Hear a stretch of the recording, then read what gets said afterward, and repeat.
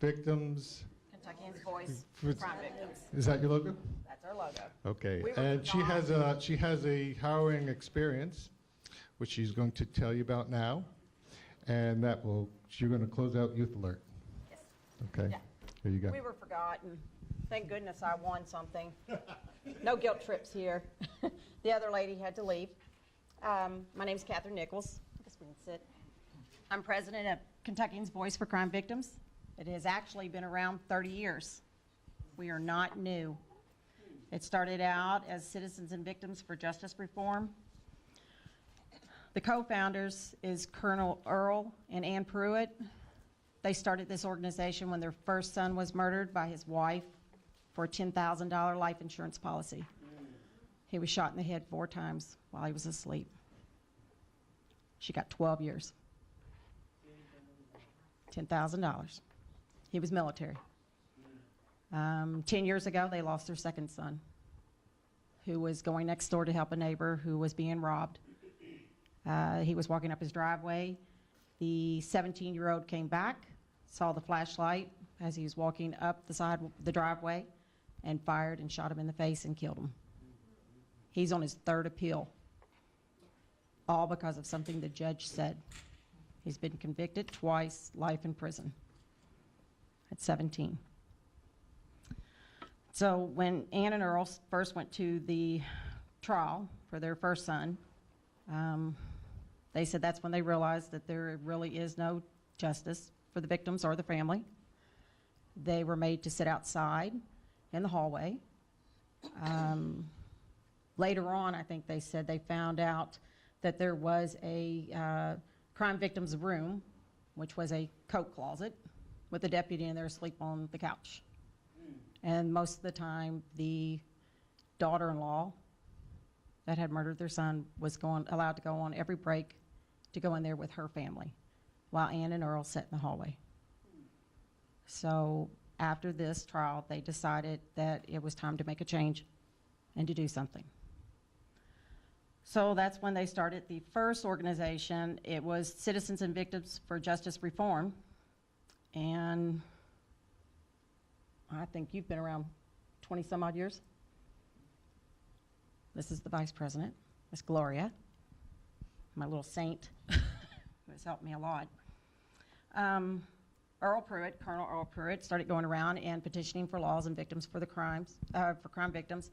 He was one of the 6 citizens in the United States to be honored and recognized by President Ronald Reagan when he signed in the Crime Bill, the Crime Bill of Rights Act. Earl Pruitt was there. This is the man that started our group. He also helped get passed the Truth in Sentencing Bill. That's the bill where you go in and you are allowed to make your impact statements before they sentence, where you're allowed to make it to the judge or the jury. He had that passed. That bill also has it changed to where an offender has to now serve 85% of the time in prison instead of 20, which is what it used to be.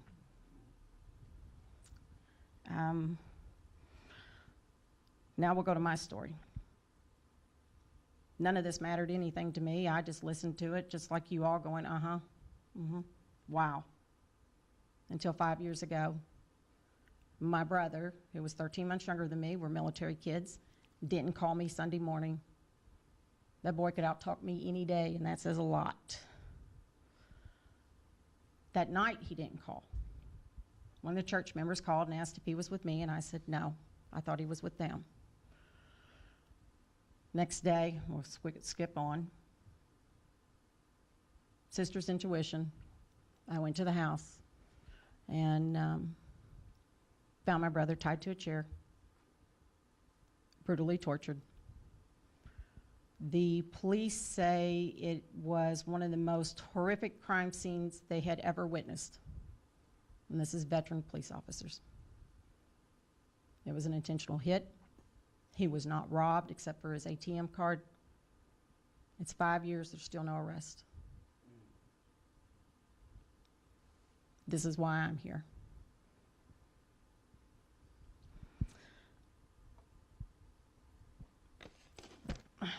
This is my brother. There's not a day goes by I don't miss him. This has affected me. I now have PTSD,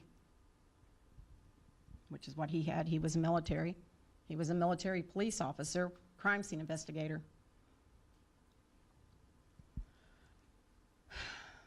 It has affected my family, my children, the community. I live in a small town. I remember hearing that every gun in our town had been bought. I now have a conceal and carry. I don't carry, but I have it.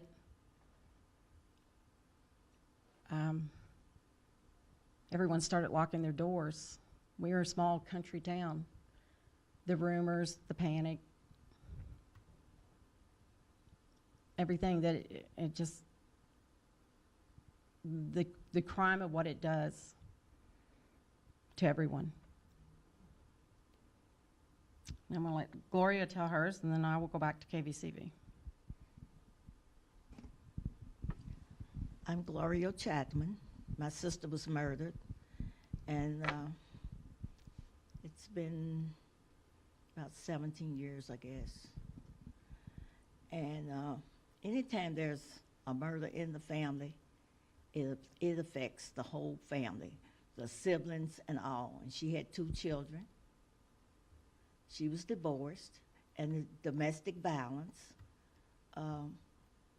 She divorced her husband. He was remarried, and he was a well-known photographer here in Louisville. And she called and asked him if she could come down to get their daughter's violin from the studio because she was going off to college. And he said, "Come on down." And when she came down, he shot her 6 times in all vital organs. He was a marksman in the Marines. So, Was when it you because say, she filed for child support? yes, she had filed for child support. And he didn't want to, he said as long as he was living, he would never pay child support because she had custody of the children.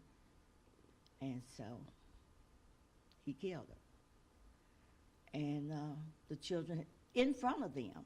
So they had a hard time. But with God's speed, they are doing well now.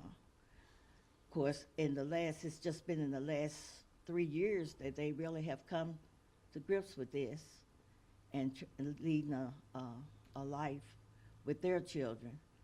But they had a hard time. She was in college. She had a hard time in college. And the son, he had a hard time. They both had a hard time trying to adjust themselves, even though they had family around them and family taking care of them. But it still was hard. So the domestic violence is a part of the community, a part of society, and it does affect the youth. It affects everybody. And so this was, I think, being in KVCV is another form of help. And everybody that's in this organization, they know what violence can do. And they have also been a part of it. But as a victim, we're being victimized. And the court does not help you, that's for sure. Mm-hmm. They treat the perpetrator as the victim. Mm-hmm. And it's a hardening thing. We had a hard time. The judge was just nasty to us, very nasty. And 27 Chestnut?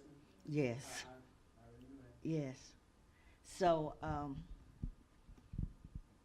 I don't know what to tell people, but if you can get somebody in some kind of program, or if you can reach out to the children, do it, because it is a very victimized thing. Mm-hmm. And it's very hard.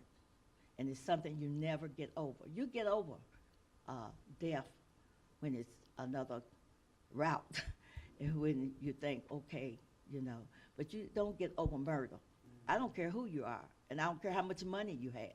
You do not get over murder.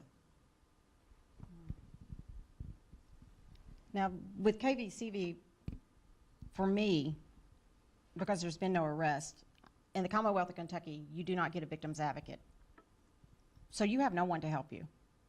So here I am. My parents are deceased. We're military children. I'm not even from this town. I'm there because of my husband. I've had a speeding ticket. It's the only time I've ever dealt with the police. Now, my brother's murdered. I'm dealing with the police, the media. I have to handle a funeral. I have to tell the rest of the family. I have to handle his belongings. I have to vacate a home. I have to find out his life insurance, his credit cards. I have to do it all. And I have no one to tell me what to do or how to do it. Because until there's an arrest and an indictment, no one will talk to me. No one. And I go to the police cruiser, not knowing at that moment that I'm actually being interrogated, because, you know, you see it on TV, it's common sense, they're going to talk to the family first, but you know it's not you. And he goes, it's going to take a while for an arrest. And in my mind, I went, 2 days. That's what I thought, 2 days. We're having an arrest in 2 days. And I went, how long? He said 4 months. I about died. Imagine me at 5 years. 5 years. And they say they know who did it. I know who did it, but they can't prove it. So KVCV, when I found them, this lady has helped me more than anybody, because you go in and they understand. If you've never been with someone, if you've never had it happen to you, you don't get it. People can feel sorry for you, but we don't want you to feel sorry for us. I don't want pity. That's why I'm in this group. I'm not in some support group for grief. That's not me. I want to make a difference.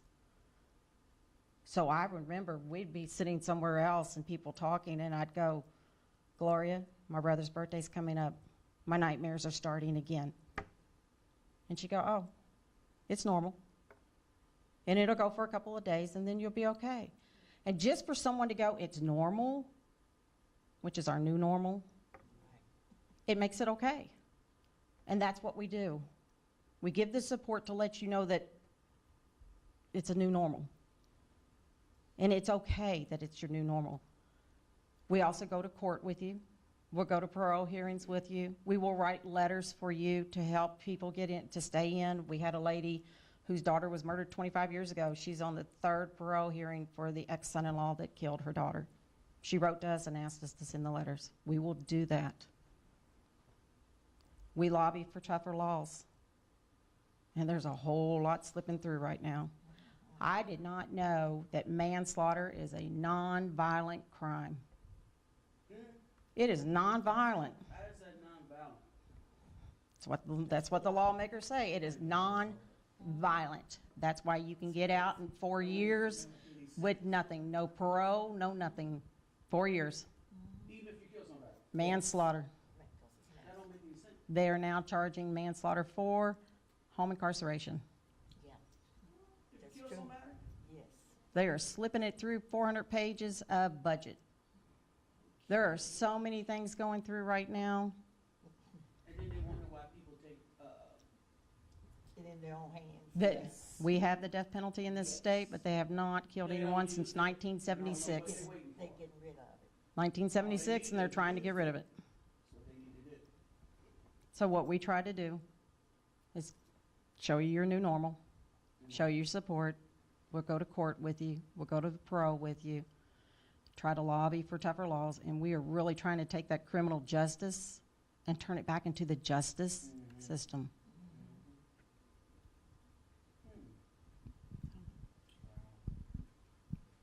How in the world do you keep yourself, because you said you know who did it?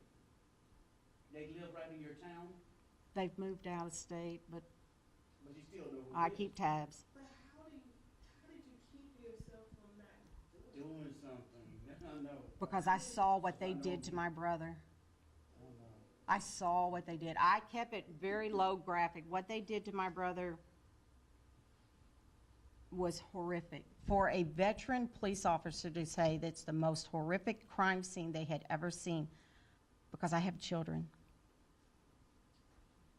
Because I have children. Because heaven forbid they ever retaliate on my children. That's why, because I will.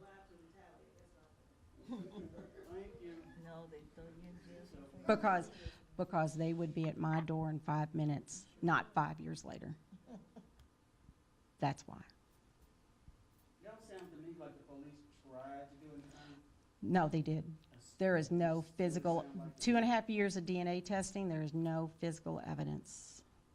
And this crime, in my belief, is because my brother had pressed charges. They owed him money.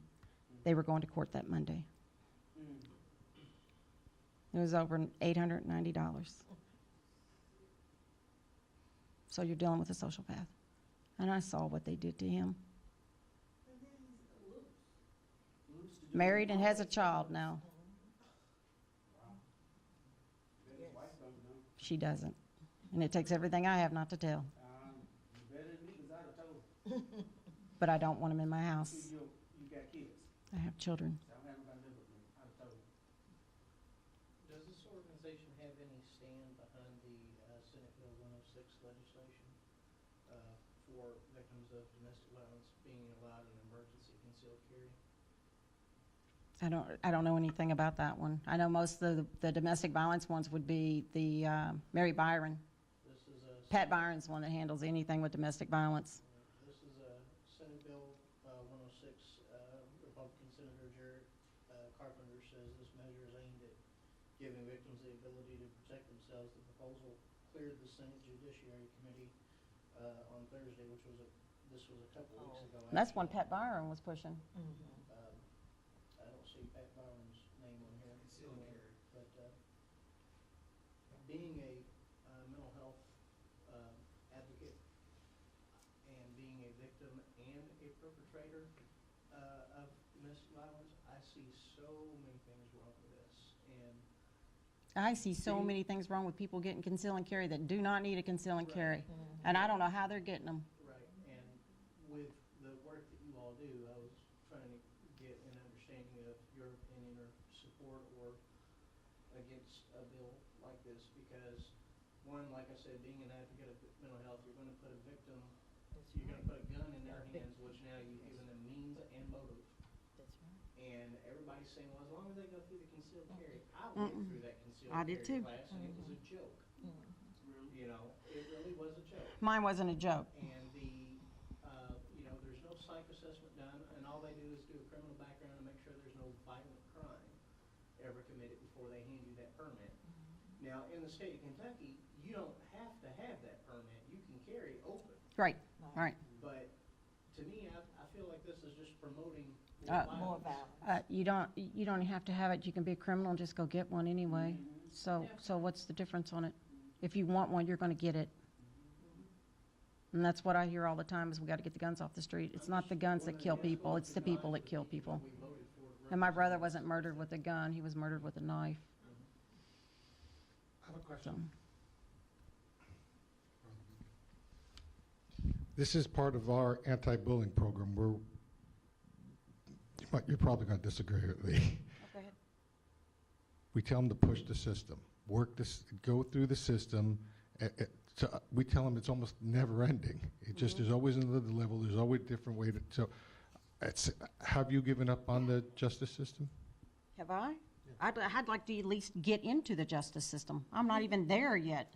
No, I mean, I'm sorry, in the enforcement and the complaint, I mean, is there anything, working with enforcement, detectives, or that, I mean, you're still trying that angle, right?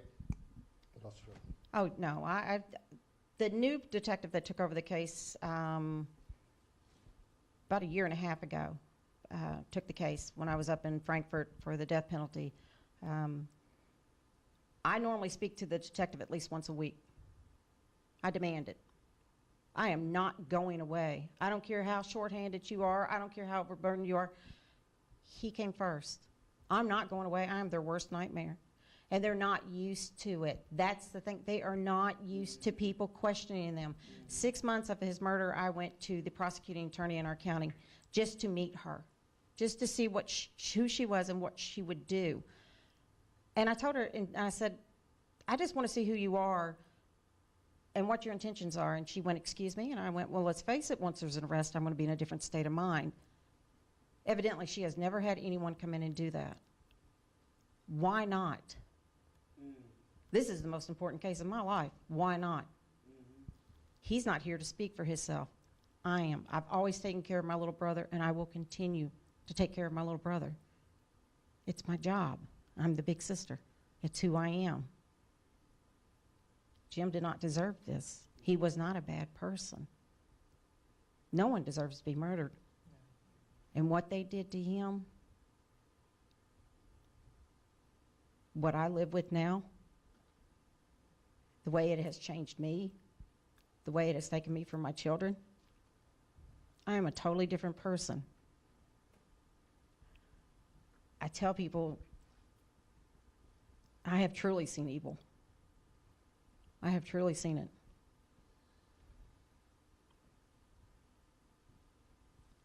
But you still have hope. I will always have hope. You have to have hope. I will always have You hope. make it.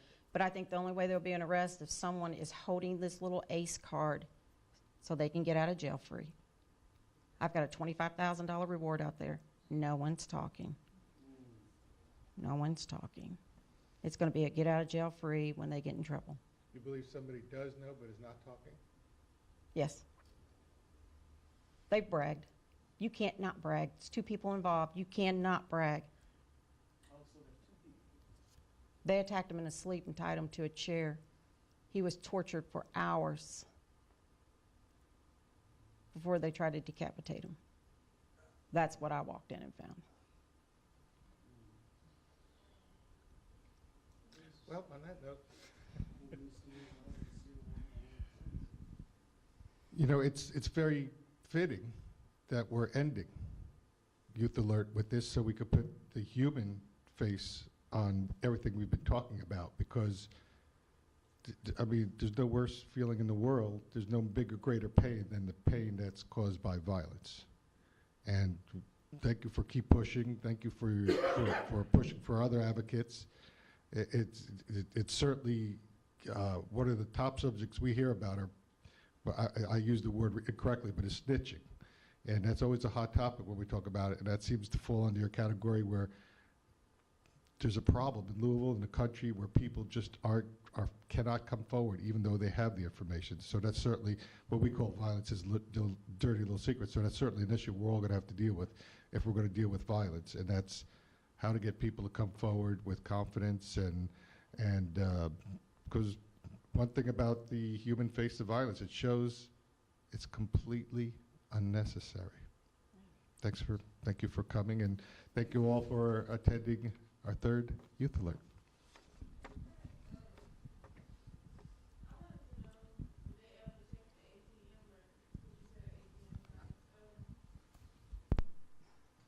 I'm the one that discovered that the bank had been robbed. I was on my brother's bank account, and I went on the 2nd day to the bank because I knew the president and had him pull the records, and they had robbed the ATM. But Fifth Third Bank, and I will say it, Fifth Third Bank had their camera lens on backwards. So you can't make out who it is. Are you serious? I am serious. They pulled every camera in town because they went from where my brother lived to the Fifth Third Bank instead of hitting any other ATM, which is probably about 15, 20 minutes away, and pulled every camera from every gas station, every restaurant in town, and there was nothing because what they did was they took my brother's truck when they went through the ATM instead of their vehicle. That way you couldn't make out theirs. Pulled their shirt up over their mouth, had the hat on, and then they left his truck down the road. 1,400 fibers in the truck alone. Nothing. I mean, I keep saying they screwed up somewhere. But you want to talk about insulting? I had the Vidoc Society. I don't know if anyone has ever heard of them. It's 82 members of retired professionals, Scotland Yards, CIA, FBI, profilers. I spoke to the wife of the head of intelligence.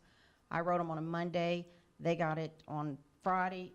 They wanted the case pro bono. 82 experts. The police will not let them do it. Can you do that?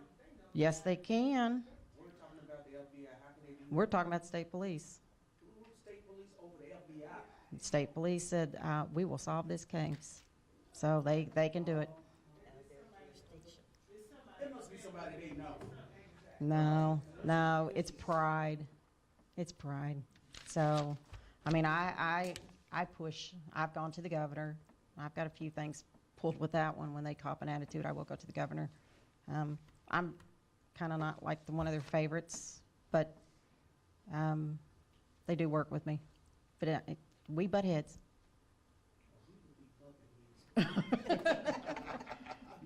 But most people, when someone is murdered, they just take what the police say as gospel. They just go with it, and they're intimidated by it.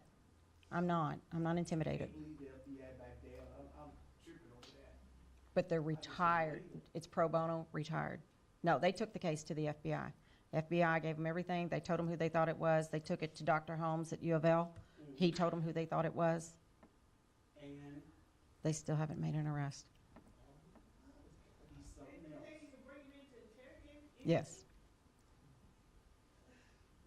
No, something ain't right here. I'm not a law person, but something is not right here. I agree. Not until he's behind. Is it somebody's brother or something that's in your cop? I mean, come on. It's gotta be something. We'll find out one day when there's an arrest. And I hope for you guys soon. And could I get one of your cards? Thank you for coming. I know some young ladies that might be impressed. Well, young ladies. That wasn't too graphic, was it? No. Okay. Not only was it not too, it was important.